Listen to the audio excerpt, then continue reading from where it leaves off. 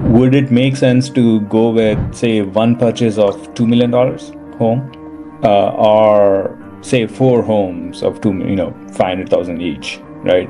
So you have one property doing it. It's like typical stock, you put all eggs in one basket, or do you kind of diversify into four different areas? The answer is it depends. It's completely up to you. What I would always recommend is if you look 2, 3, 4, 5, 10 years down the line, think about what you want your portfolio to look like. Let's start with size in terms of value, like the purchase price or the average purchase price of all the homes, and then what's the total value of all the properties. For me, as I started my journey, I started doing smaller homes, and then the largest home I've ever done is a $1.7 million purchase on the lake in Granby, Colorado. As time goes on, I tend to err more towards the side of luxury, larger.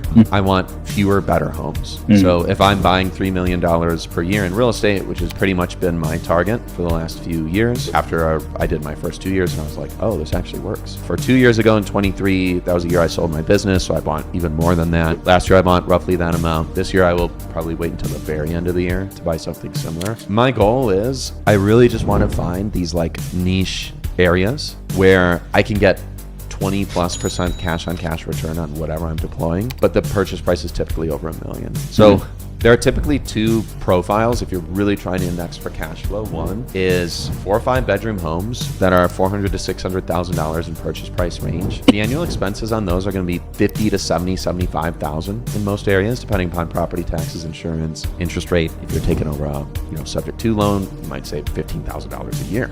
If you're doing a 7.25% interest rate, they might be a little bit higher. But those types of homes, they can cash flow or gross in terms of revenue like $70,000 to $105,000 a year. So it's like a very comfortable like $15,000 to $25,000 per year in cash flow.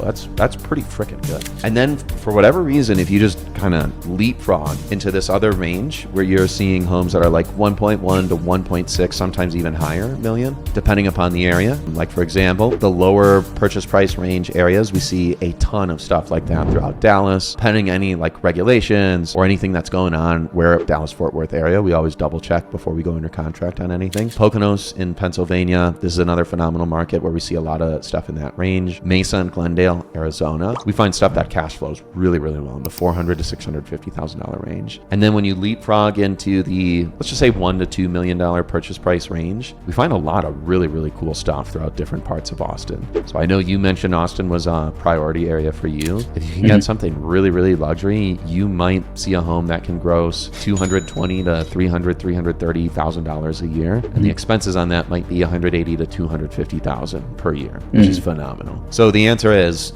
there are ranges for cash flow. There are ranges for cash on cash return, but like those are the two sweet spot purchase price ranges. And there are also other markets where you can get that stuff, where you're not on the water, not in any hazard zones like flood, hurricane, acts of God, tornadoes, etc. You can get a blend of all of that. It just depends on how much purchase price and where you want to be.